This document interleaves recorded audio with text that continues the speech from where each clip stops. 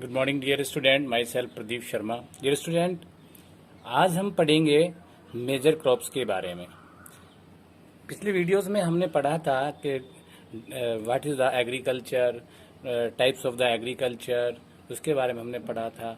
Intensive subsistence farming, primitive subsistence farming, इनके बारे में पढ़ा था। तो हम मेजर क्रॉप्स के बारे में पढ़ेंगे। सबसे पहले इसको पढ़ने से पहले हम ये ध्यान करेंगे कि आपका क्रॉप्स को ग्राउंड करने के लिए, प्रोडक्शन लेने के लिए हमें किन किन चीज़ों की आवश्यकता होती है। मेनली सबसे पहले crops depend on the fertility of the soil, फिर इरिगेशन सिस्टम है, फिर क्लाइमेट है, इन सब पर डिपेंड करता है। मोस्टली क्रॉप्स क्या है आपकी, दो प्रकार की होती हैं। पहला है आपका फूड क्रॉप्स और फिर क्या होता है नॉन फूड क्रॉप्स। अगर हम फूड क्रॉप्स की बात करते हैं तो आपका फूड क्रॉप्स में राइस, व्हीट, मिलेट्स, पल्सेस, मेज ये आती हैं। इन सभी को हम मिलाकर क्या बोलते हैं, ग्रेन्स हैं। यानी कि ये खाद्यान्न फसलें हैं, यानी कि अनाज की फसलें एक प्रकार से हम बोल सकते हैं। दूसरा आपका आता है फूड क्रॉप्स में ही आपका food crops other than grains. Food crops में जो ग्रेन्स की तरह यूज नहीं होती हैं, होती तो हैं, हम उन्हें जनरल वे में यूज करते हैं, लेकिन वो फूड नहीं होती हैं। फूड तो होती है लेकिन ग्रेन्स नहीं होती हैं। तो इसमें आप देख सकते हैं, उसमें आता शुगर कैन, गन्ना बोलते हैं उसको, ऑयल सीड्स हैं जिसमें आपके मस्टर्ड ऑयल से जो भी जिनसे भी ऑयल निकाला जाता है, इस प्रकार के सीड्स वाली जो फसलें हैं उन्हें ऑयल सीड्स क्रॉप्स बोलते हैं। टी है, कॉफी है, हॉर्टिकल्चर है, ये आपकी फूड क्रॉप्स में आती हैं। आपकी फूड क्रॉप्स में एक आपकी ग्रेन्स वाली हो गई है, एक आपकी हो गई है नॉन ग्रेन्स हो गई हैं। तो इनके बारे में हमें पढ़ना है। दूसरा आपका नॉन फूड क्रॉप्स आती हैं। नॉन फूड क्रॉप्स में आपका रबड़ है, फाइबर क्रॉप्स है, जूट है, कॉटन है, इनके बारे में पढ़ेंगे, क्योंकि कहीं ना कहीं ये भी नॉन फूड क्रॉप्स भी हैं, हमारे यूज में आती हैं। दैट इज बेनिफिशियल और necessary for the survival of the human. अभी सबसे पहले हम फूड क्रॉप्स में पढ़ते हैं आपका राइस। स्टेपल फूड क्रॉप्स है इंडिया की। स्टेपल फूड का मतलब है हमारे यहाँ का मुख्य भोजन है। इंडिया के मैक्सिमम पार्ट में हम राइस यूज करते हैं, चाहे नॉर्थ पार्ट है, चाहे साउथ पार्ट है, चाहे ईस्ट पार्ट है, चाहे वेस्ट पार्ट है। तो मोस्टली क्या है, राइस सभी जगह यूज किया जाता है एज ए फूड। अब इसकी बात करते हैं इसकी वर्ल्ड में क्या कंडीशन है प्रोडक्शन की। इंडिया की वर्ल्ड में सेकेंड पोजिशन है आफ्टर द चाइना। चाइना इसमें फर्स्ट प्रोडक्शन में है और उसके बाद हमारा इंडिया का नंबर आता है। अब ये बात करते हैं कि फसल किसके अंडर में आती है। जो हमारे तीन हमने क्रॉपिंग पैटर्न बताए थे, रबी, खरीफ एंड जैद, तो ये आपका खरीफ में आता है। इसके लिए किस प्रकार का टेम्परेचर चाहिए, कितना टेम्परेचर चाहिए, वो लिखा हुआ है इसमें अबाउट 25 सेंटीमीटर। अब इसके लिए क्लाइमेट कैसा चाहिए, क्लाइमेट कैसा चाहिए आपका, ह्यूमिडिटी वाला। ह्यूमिडिटी क्या होती है, एयर में वाटर पार्टिकल्स का इन्वॉल्वमेंट होता है, यानी कि हवा में नमी का होना, यानी कि आपको हाई टेम्परेचर और हवा में नमी का होना इसके लिए बहुत बेनिफिशियल है। इसके लिए बारिश कितनी चाहिए आपको, रेनफॉल कितना चाहिए, रेनफॉल चाहिए इसको 100 सेंटीमीटर। एरिया ऑफ प्रोडक्शन, अब इसका कहाँ कहाँ ये इसका प्रोडक्शन होता है इसके बारे में आपको बताना है। इस सबसे पहले आता है north and north eastern part of India. North part में तो हम ही लोग रहते हैं भाई। आपका नॉर्थ पार्ट ऊपर का इंडिया का जम्मू एंड कश्मीर है, हरियाणा है, उत्तर प्रदेश है, दिल्ली है, हिमाचल प्रदेश, ये सारा नॉर्थ पार्ट में आता है।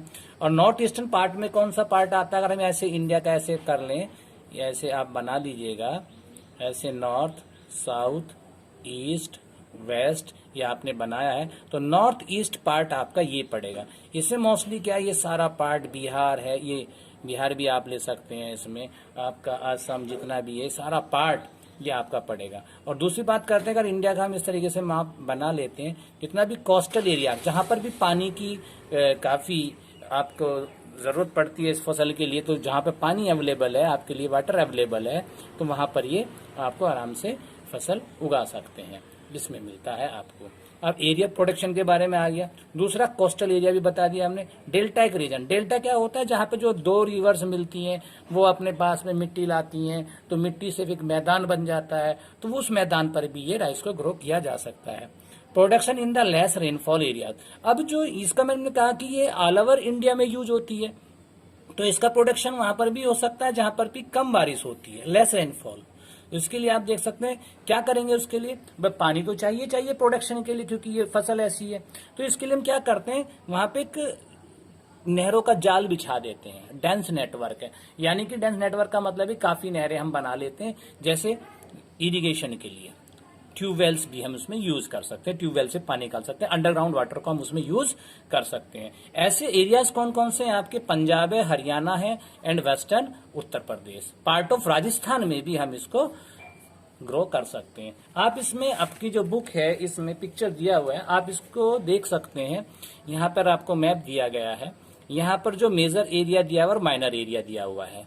मेजर एरिया में आपको देखिएगा ये सारा पार्ट दिया हुआ है आपका, यहाँ से पार्ट शुरू हो जाता है आपका, यहाँ पे देखिएगा ये आपका यूपी है, ये हरियाणा है, दिल्ली है आपका, यहाँ पर आपका पंजाब है, और ये आपका राजस्थान का भी कुछ पार्ट दिया हुआ गया, उत्तराखंड भी दिया गया है, हिमाचल प्रदेश भी दिया गया, और ऊपर नॉर्थ में भी कुछ इसका पार्ट दिया गया। ये सारी चीजें आप देख सकते हैं। माइनर पार्ट्स आप देख सकते हैं, माइनर पार्ट्स आपको आगे इधर आगे आप देख सकते हैं। तो यहाँ पर सारी चीजें आपको राइज की। किसी भी स्टूडेंट्स, किसी भी क्रॉप्स प्रोडक्शन के लिए क्लाइमेटिक कंडीशन क्या है, टेम्परेचर कैसा चाहिए, रेनफॉल कितनी चाहिए, ये आपको बोर्ड में इसके बारे में क्वेश्चन पूछा जाता है। नेक्स्ट क्वेश्चन हम पढ़ेंगे आपको, ये तो अभी हमने पढ़ा था राइस के लिए। राइस का ये है आपका पूरा ये पार्ट देखिएगा राइस का, तो ये पूरा पार्ट दिया गया, मेजर पार्ट ये दिया गया है आपका, और माइनर पार्ट ऐसे दिया हुआ है आपको। आप इतनी पिक्चर में आप जरूर देख सकते हैं। अभी दूसरा क्रॉप्स पढ़ेंगे हम आपका वीट। अब वीट के लिए क्या क्या प्रोडक्शन है इसके बारे में हम बता सकते हैं, कहाँ कहाँ होता है। ये भी एक हमारे यहाँ पर एक मुख्य फसल के रूप में होता है, गेहूं जिसे बोलते हैं हिंदी में। ये भी second most important cereal crops है। ये भी सीरियल का मतलब है खाद्य अनाज की जो फसलें हैं उसमें सबसे महत्वपूर्ण वीट है हमारे यहाँ पे। स्पेशली नॉर्थ इंडिया की बात करें, ऑल ओवर इंडिया तो आपका राइस ही है। इसके बाद it is the main crops in north and north western. जो नॉर्थ और नॉर्थ वेस्टर्न में ये मेन क्रॉप्स है, part of the country. This rabi crops are required a cool growing season.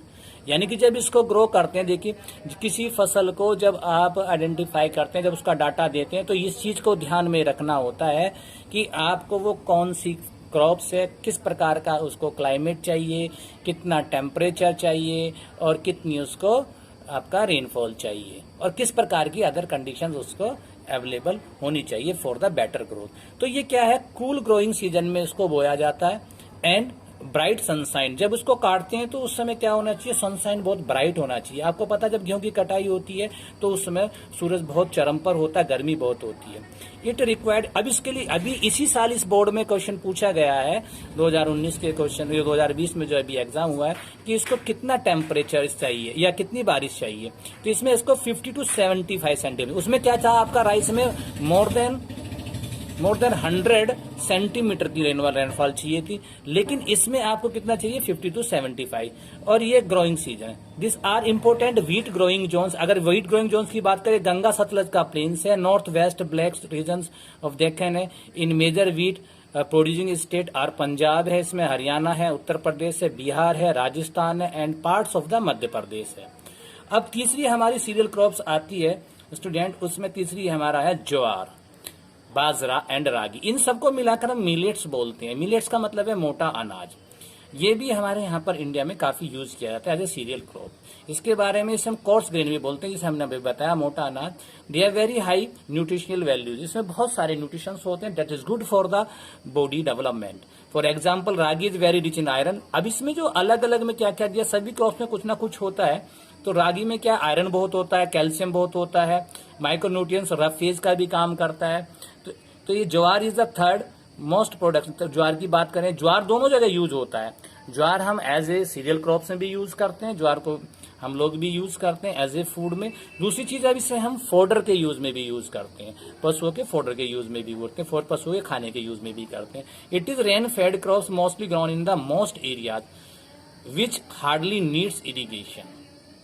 ठीक है, ये क्या है, बारिश के मौसम में आप आराम से इसको बो सकते हैं, और जहाँ पे इसके लिए ज्यादा इरिगेशन की आवश्यकता नहीं होती है, बहुत कम बारिश की आवश्यकता होती है। मेजर ज्वार प्रोड्यूसिंग स्टेट की बात करें, महाराष्ट्र, कर्नाटका, आंध्र प्रदेश और मध्य प्रदेश, और ये यहाँ पर हमारे यूपी में भी होती है। अगर आप बुलंदशहर की बात करें तो बुलंदशहर में भी आप इसको पैदा कर सकते हैं, मेरठ में भी पैदा कर सकते हैं, कहीं पे भी वेस्टर्न यूपी में भी आप इसे पैदा कर सकते हैं। बाजरा भी है, ये एक सैंडी सोइल और सैलो ब्लैक सोइल में अच्छा होता है बाजरा। बाजरा प्रोड्यूसिंग स्टेट की बात करें, राजस्थान है, उत्तर प्रदेश है, महाराष्ट्र है, गुजरात है, हरियाणा है। ठीक है, तो आप इसको देखिएगा, ragi is a crops of the region of the grows well on red black soil. इसमें आपका दिया गया है कि ये red, black, sandy, loamy and shallow black soil में भी पैदा की जा सकती है। अब जो आपका जो इसमें आता है मेज, मेज का मतलब होता है मक्का। मक्का भी हमारे यहाँ पे एक इम्पोर्टेंट फूड क्रॉप्स में आता है। इसके लिए जो रिक्वायर्ड टेम्परेचर है आपको कैसे, ये खरीफ क्रॉप्स में आता है, सबसे पहले आपको पता है खरीफ क्रॉप्स में आता है। इसके हमने कहा कई चीजें होती हैं, इसमें टेम्परेचर कितना रिक्वायर्ड होता है, 21 आपका जो 21 degree celsius to 27 degree celsius. और ये एल्यूवाइल सोइल में, जब आपने टाइप्स ऑफ सोइल पढ़ा था तो एल्यूवाइल सोइल में सबसे अच्छा होती है, सबसे फर्टाइल सोइल होती है। उसके दो टाइप्स बताए थे हमने आपको, खादर एंड बांगर, उसमें यूज होती है। In some state like Bihar, Bihar की बात करते हैं, maize is grown in the rabi season, rabi season में बोई जाती है बिहार जैसे। इसमें यूज मॉडर्न इनपुट्स, जो नए नए जो इनपुट्स है, न्यू टेक्नोलॉजी यूज होती है। HYV सीड हमने कहा था, हाई वैरायटी सीड, जो जल्दी प्रोडक्शन देती है, ज्यादा प्रोडक्शन देती है। फर्टिलाइजर यूज किया जाता है, इरिगेशन यूज किया जाता है, और जो है इसकी प्रोडक्शन बढ़ाने के लिए। सेकेंड थिंग इसकी बात करते हैं, कर्नाटक, उत्तर प्रदेश, बिहार, आंध्र प्रदेश, इसमें भी आपका होता है। और कई अब आता है फूड क्रॉप्स की लास्ट क्रॉप्स में आता है पल्सेस। पल्सेस मतलब दालें। इंडिया जो है वर्ल्ड में सबसे ज्यादा प्रोडक्शन देता है दालों का, लेकिन यहाँ पर एज जैसे हम प्रोडक्शन करते हैं ऐसे ही उसको कंज्यूम भी करते हैं, क्योंकि सबसे ज्यादा कंज्यूम भी इंडिया ही करता है। These are the major source of protein. दालों में प्रोटीन होता है, और protein that is good for the growing man. ठीक है, बच्चों को प्रोटीन ज्यादा लेना चाहिए। दालों से बोलते हैं ना हाइट बढ़ती है, जो हमारी न्यूट्रिशंस पावर्स है वो भी पूरी होती है। तो major pulses that grown in India, वहां पे आपका जो हमारे यहाँ पे दाल तो हमने सुनी है, गाँव में भी रहते हैं हम, शहरों में भी रहते हैं। बड़ा अरहर की दाल, मूंग की दाल, अरहर की दाल को हम तूर की दाल भी बोलते हैं, मसूर की दाल, पीज है, मटर है आपका, और दूसरा चीजें आपकी इसमें ग्रह में चना है। कैन यू, अब इसमें जो है, इसमें से आप आइडेंटिफाई कर सकते हैं कि कौन सी फसल किस सीजन की है। तो इसमें are grown kharif and the which are grown in the rabi crop. तो pulses are need moisture. Pulses बंद, इसमें आपको आइडेंटिफाई करना है कौन सी फसल किस में है। आप देख लेना भाई सर्दी में कौन सी बोई जाती है, बारिश के मौसम में कौन सी बोई जाती है, तो ये दोनों आपके होगा। दूसरी चीज, इसके लिए जब टेम्परेचर क्या चाहिए, वो चाहिए इसके आपको देखते हैं, इसमें मॉइस्चर होना चाहिए, survive even in dry condition, और ये सूखी कंडीशन में भी सर्वाइव कर जाती है। लिगुमिनियस क्रॉप्स, लिगुमिनियस क्रॉप्स क्या होती हैं, इनकी जड़ों में क्या है, देखिए फसल को पैदा करने के लिए नाइट्रोजन की बहुत आवश्यकता होती है। अगर आप में से बहुत सारे किसान के बच्चे भी होंगे तो उसमें आप देख सकते हैं कि हम यूरिया मारते हैं, यूरिया में क्या होता है, नाइट्रोजन होता है, फास्फेट होता है। तो इसमें जो जड़ें होती हैं वो जो आपका नाइट्रोजन की जड़ें वो बना लेती हैं गांठ की, तो वो लिगुमिनस क्रॉप्स कहलाती है, इसमें नाइट्रोजन होता है। तो that is good for the other crops also, that increase the fertility of the soil. इसमें देखेंगे नाइट्रोजन इन द एयर, यानी कि हमें soil fertile by fixing nitrogen from the air. Therefore these are the mostly grown in the rotation with other crops, यानी कि rotation, अगर हमें rotation बिना एक ही क्रॉप्स बो रहे हैं तो एक ही प्रकार के मिनरल्स, न्यूट्रिशंस हमारी जमीन से जा रहे होंगे, तो वो क्या खत्म हो जाएंगे, तो सोइल जो इनफर्टाइल हो जाएगी। तो उसको मेंटेन करने के लिए रोटेशन के रूप में हम इसको बो सकते हैं। ये कहाँ कहाँ बोती हैं आपकी, मध्य प्रदेश, उत्तर प्रदेश, राजस्थान, महाराष्ट्र एंड कर्नाटका। तो डियर स्टूडेंट, आज हमने फूड क्रॉप्स के बारे में पढ़ा। अभी हम नेक्स्ट वीडियो में आपका क्या पढ़ेंगे, फूड क्रॉप्स। ये अभी ग्रेन्स क्रॉप्स थी हमारी, ग्रेन्स यानी कि एक प्रकार से हमारी खाद्यान्न फसलें थी। अभी हम फूड क्रॉप्स की बात करेंगे कि जो ग्रेन्स नहीं है लेकिन वो हमारे भोजन में यूज होती हैं। जैसे हमारा क्या है, शुगर कैन है, यानी कि चीनी। गन्ना हम तो डायरेक्ट वे खाने में यूज नहीं कर सकते, डायरेक्ट वे हम यूज भी कर सकते हैं, लेकिन ये मोस्टली वैसे यूज होती है। तो इसमें बात करेंगे, शुगर कैन की बात करेंगे, ऑयल सीड्स की बात करेंगे, ऐसे क्रॉप्स की बात करेंगे जिनसे सीड्स निकलते हैं और उनसे हम तेल प्राप्त करते हैं।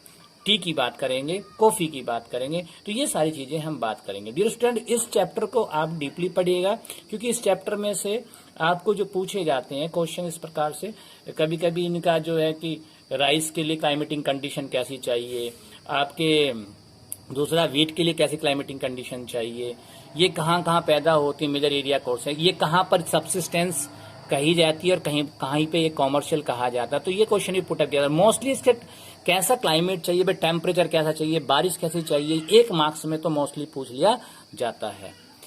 If you have any problem please contact to me. Thank you, have a nice day.